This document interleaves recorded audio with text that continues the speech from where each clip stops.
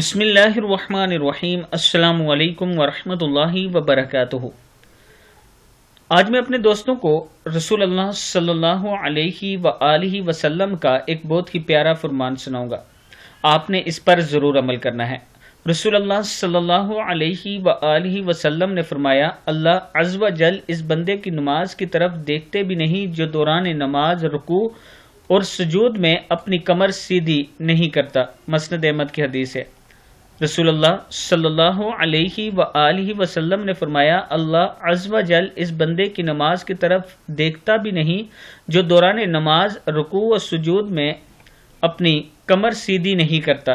مسند احمد کی حدیث ہے۔